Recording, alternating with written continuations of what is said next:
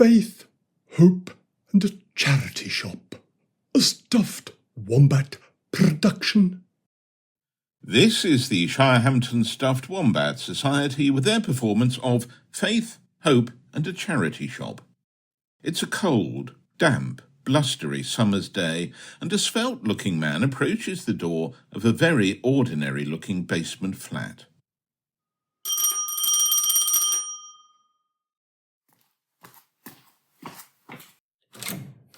Oh, morning, Zung. Jolly nice of you to drop by. To what do I owe this pleasure? I was just on the way to the supermarket. My baked beans stocks are running a little low, and I thought I'd drop in to see what you're up to. I haven't heard from you in a while. Well, there's not much to report. I've been busy on a few odds and ends, but nothing special. I was just making some tea. Would you like a cup? That would be lovely. Could I be rude and ask if you have any cake or biscuits? It's a while since breakfast, and I'm a bit peckish. Certainly. Have a seat and I'll go and pour us both a cuppa. Ah, The Hitchhiker's Guide to the Galaxy. Now, there's a book I haven't read in a long while. Me neither. That's why I bought another copy. I thought you already had one. I did, but I must have misplaced it. Anyway, I fancied reading it again, so I found a second-hand copy in the Red Cross charity shop down the road. I hope you didn't pay much. It looks rather battered. I wonder if it's as good as I remember. Let's have a look. Ah, yes, I always loved this bit. Space is big. You just won't believe how vastly, hugely, mind-bogglingly big it is. I mean, you may think it's a long way down the road to the chemist's, but that's just peanuts to space. Oh dear, I think someone's had a slight accident with a fountain pen. What do you mean? Well, there's a few tiny splashes of blue ink on the page. Well, your eyesight's better than mine. I hope it's a super intelligent shade of blue. Perhaps the book belonged to Vujigig. Yes, very funny. You certainly still remember your hitchhikers then. It's odd that the splodges are right under some of the letters, though. It seems a bit deliberate. Here's your tea and a slice of Victoria sponge. So, what letters are picked out? Just T, R, E, and A. Wouldn't it be funny if the next ones we found spelt sure? Why? Well, that would make it treasure, wouldn't it?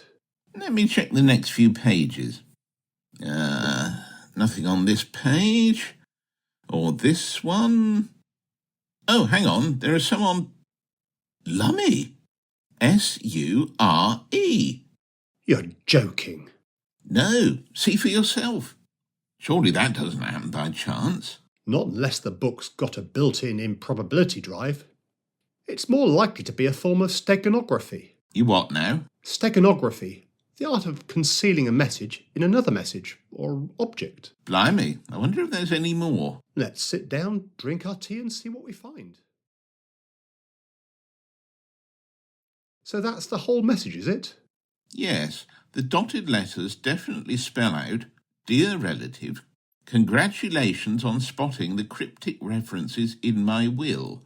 I'll keep it brief. I don't trust my solicitor. You'll find a longer message about the treasure recorded with my favourite piece of music. That's both exciting and frustrating in equal measure. I wonder who the book belonged to and what their favourite piece of music was. Indeed. Isn't there an ex libris at the front of the book? What? You know, ex libris, whose personal library it came from. Oh. No. Well, I suppose our only option is to try the Red Cross shop and see if they know where the book came from. Come on, I love a good mystery. What about your baked beans? Oh, they can wait. I'm not leaving this cake, though. Hello, can I help you? Yes, I bought this book yesterday. If you want to return it, you'll need to have the receipt. No, I don't want to return it. I was wondering if you knew who donated it. Even if we did, I'm not sure we'd be allowed to tell you under data protection laws. We would love to know. We'd really like to thank them for,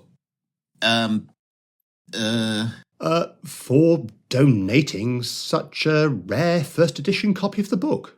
How much did you pay for it? I can't quite... It was 50 quid, wasn't it? Oh, yes. That sounds about right. Just a sec. I'll see if Marge knows. Marge, do you know who donated this first edition paperback? Was it that first folio of Shakespeare plays that we had? Very funny. No, it's a battered old copy of The Hitchhiker's Guide to the Galaxy. I'm sorry, Elsie, I've no idea. We did have that large donation from the Theodore Featherstone St John Whitty estate last week. Perhaps it was part of that. You mean the famous antiquarian Theodore Featherstone St John Whitty? The one who lived at Allestone Manor? Yes, the same. That poor housekeeper. Clearing such a large, ramshackle mansion alone must be a complete and utter nightmare. So much junk to dispose of. Aren't Theodore's relatives chipping in with the work? The newspaper said that he didn't have any children or any other living relatives. And you say the housekeeper is still at the mansion? Yes. Come on, Mug. I think we need to go and thank the housekeeper. What? Oh, yes. Thank you, ladies. You've been most helpful.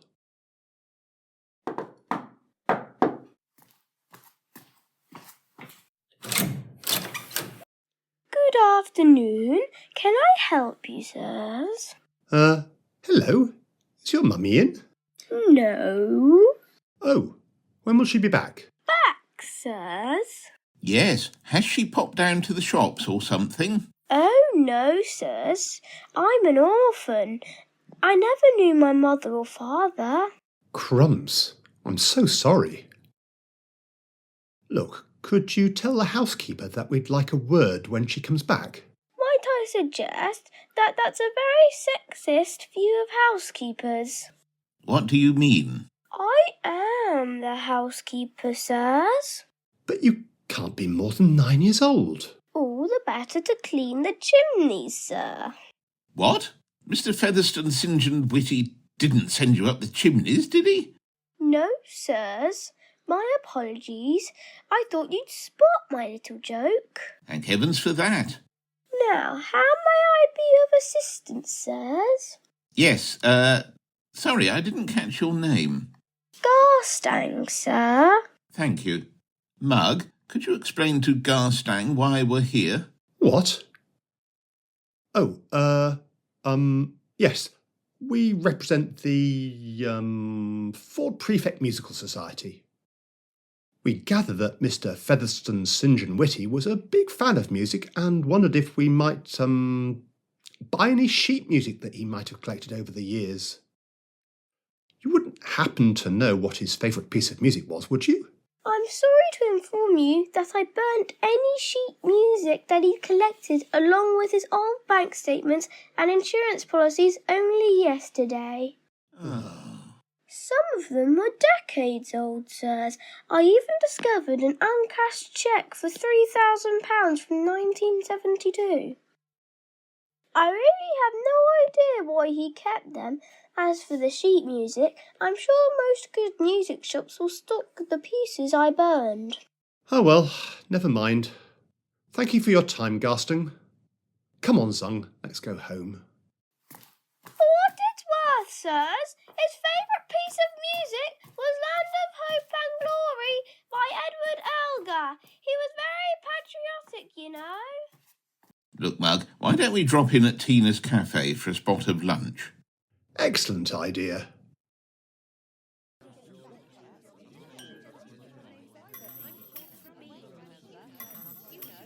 Don't be too downhearted, old boy. We did our best.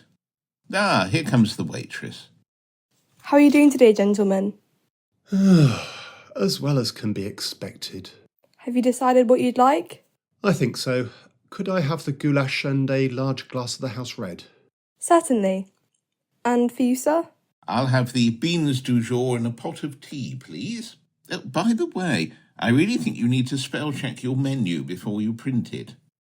Oh, I'm sorry about that. The chef is a bit dyslexic. Well, under the ice cream section, it's cassata, not cassette. And in the small plates section, it's tapas, not tapes. Thank you. I'll make sure that the menu is reprinted by tomorrow. I'll be right back with your drinks. So, what do you want to do this afternoon? Fancy a stroll in the park? That sounds like an excellent idea. Wait, what did you just say? I said, do you fancy a stroll in the park? No, before that. I was pointing out the mistakes on the menu. Cassata and tapas, not cassette and tapes.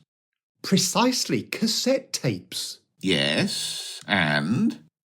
Well, it's a long shot, but didn't Featherstone whatnot say, you'll find a longer message about the treasure recorded with my favourite piece of music? Yes.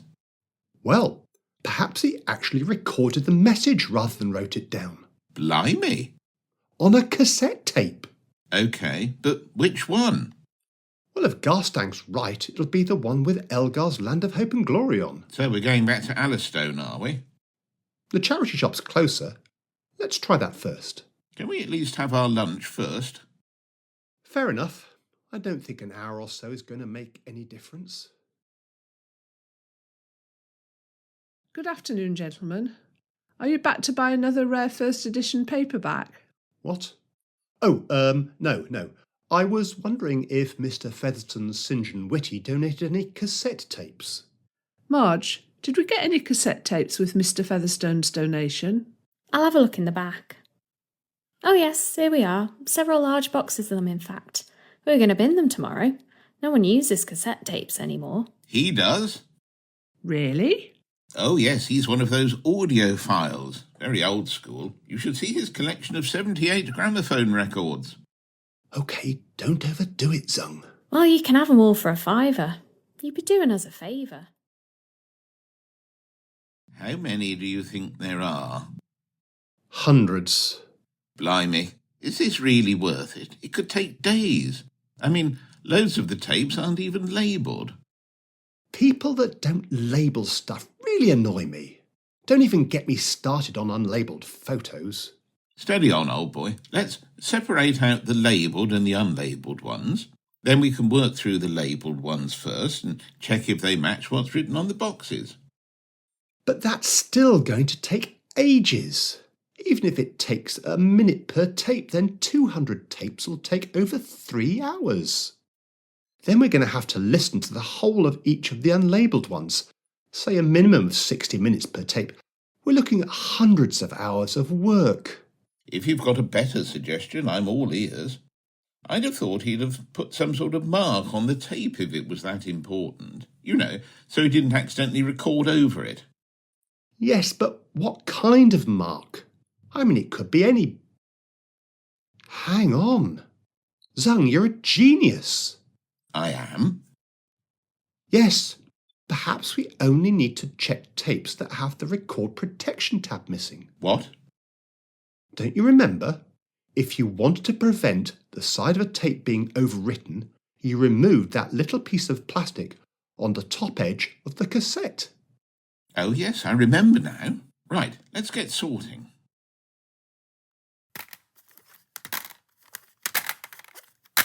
So that's the last one, is it? Yes. Well, that's a result then. Just one record-protected tape. Side B, to be precise. Go on then, let's play it. OK, hang on. Here goes.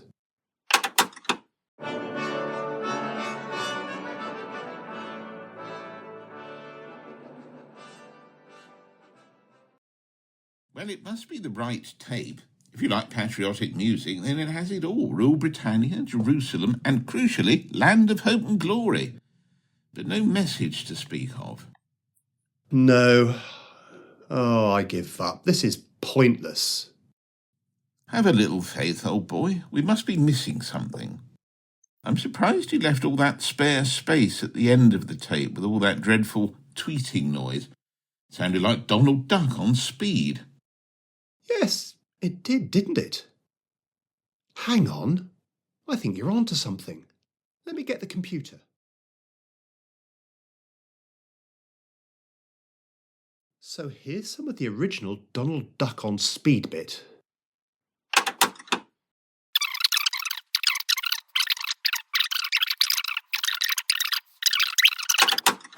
And here it is, slowed down by a factor of 10. If If you are listening to this message, then first, I congratulate you both on your detective and technical skills. Second, it probably means I'm dead, and I've not managed to locate the treasure I sought. You will no doubt be curious as to what this treasure was. Let me enlighten you. Many years ago, I came across the legend of a woman who lived near Stirling just after the Jacobite Rising of 1715. She is alleged to have come into the possession of an item of immense value, something which she carried with her to her grave. Despite consulting many historical documents and numerous visits to Stirling Castle, I have been unable to locate her final resting place. I wish you good luck should you wish to carry on the hunt. Oh, and one more thing. I forgot to mention that her name was Sheena. Lummy. I wonder how many people there were in Stirling called Sheena in 1715. Are you absolutely sure? Yes. Look, I've checked the parish records on the Scotland's People website, and I can't find anyone called Sheena who was baptised in or around Stirling in that period.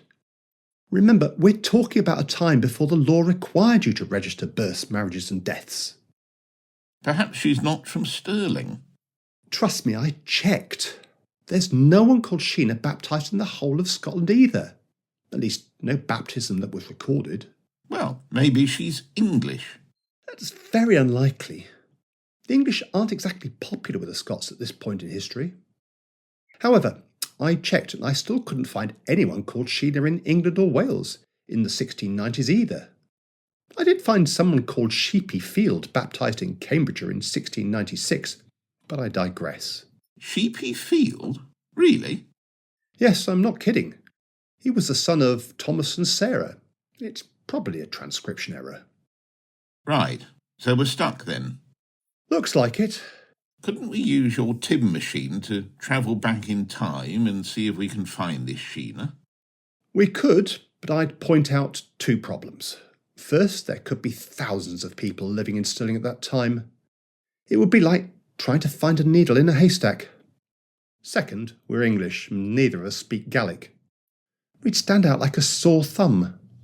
I'm sure Miss Lovelace could knock us up a simultaneous translation device. But that might take months. Ah, but the past isn't exactly going away, is it? Good point. Oh well, let's give it a go. I'll go and speak to Miss Lovelace tomorrow.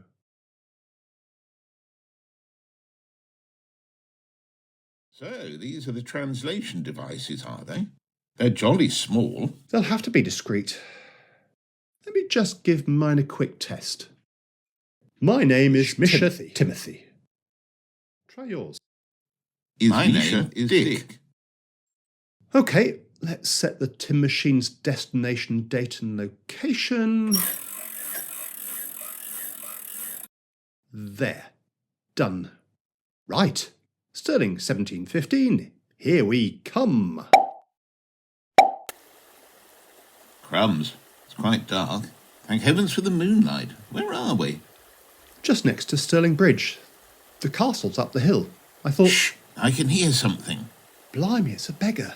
They're dressed in rags and they're running this way. Quick, hide!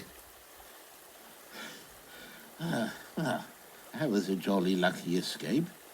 Thank God it's downhill all the way to this bridge. I'm not sure I could have run much further. There must be at least, a mile. Probably out of musket range, too. Right, I think I'll catch my breath under this bridge. Don't want to risk being in the open for too long. Oh, it's a bit slip. Ah!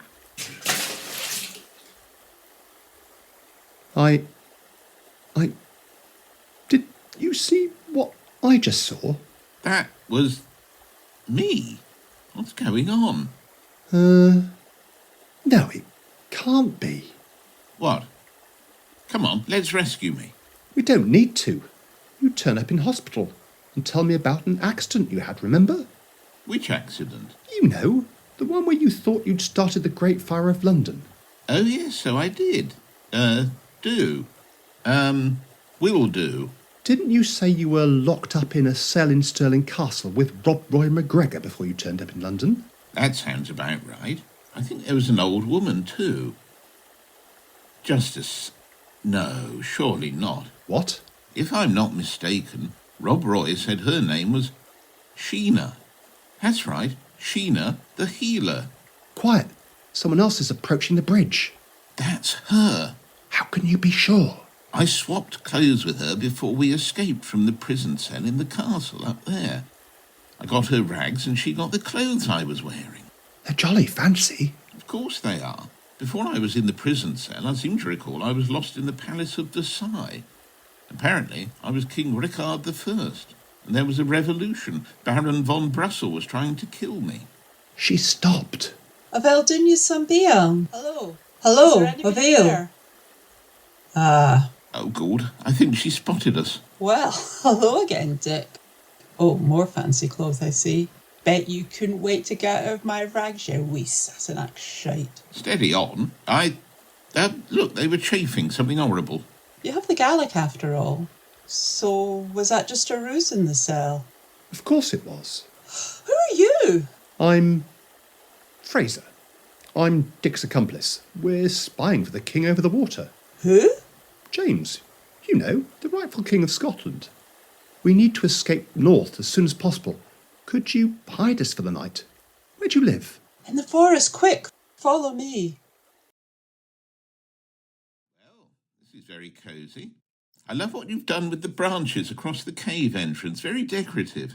Decorative? I'm just trying to stay hidden, you moron. Yes, of course. Look, I need to change into something less conspicuous.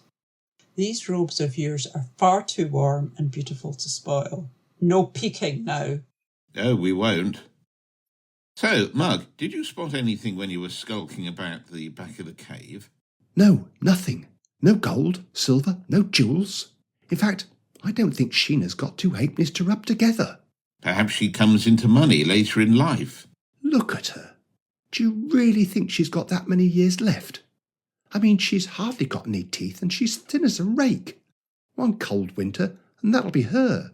Poor thing. Isn't there anything we can do for her? And risk messing with history any more than we already have? That's better. I can go to the market tomorrow and no one will bat an eyelid. Look, Sheena, we have to head off. We need to go north and pass on the intelligence we've gathered to our masters. Come on, Dick. Good luck. Alaba Gubrach. Alaba Gubra. Trust me, I've taken the tin machine back to old Sheena's cave more than 20 times at different points in history, and I can't find anything remotely valuable hidden there. Oh, and I was right. She didn't last much longer. She seems to have died around 2 or 3 years later. Oh, that's sad. I can't imagine what it was like living in such squalid conditions. I almost feel like laying some flowers at the entrance to her cave in memory of her. You might find that quite difficult. It was probably destroyed when they built the A907. You know, I've been thinking. What about? Perhaps we're looking at all this from the wrong perspective. What do you mean? Well, to us, immense value conjures up visions of bars of gold, luxury cars, super yachts, or London penthouses. But to someone like Sheena, something valuable could simply mean a hot meal, a warm bath, or some beautiful warm item of clothing. I suppose so. But what are you suggesting? Maybe that fur-lined gold-embroidered cloak that I swapped for her rags in that prison cell was something more valuable than she could possibly have imagined. Something she treasured above everything else. Perhaps rumour got out that she had something valuable, but never disclosed exactly what it was or where it was hidden. You know, Zung, you might just be right. I think we ought to consider just how lucky we are. Hear, hear, old boy. Faith, Hope and a Charity Shop was written by Tim Reed and starred Richard Hall as the announcer and Dick Zung. Tim Reed was Timothy Mugg and Theodore Featherstone St. John Whitty. Hazel Hall was Elsie. Caitlin Asprey was Marge. Freddie Gorton was Garstang. Florence Smith was the waitress. And Sandra Cairncross was Sheena the healer. Sound effects were donated anonymously, and it was a stuffed wombat production.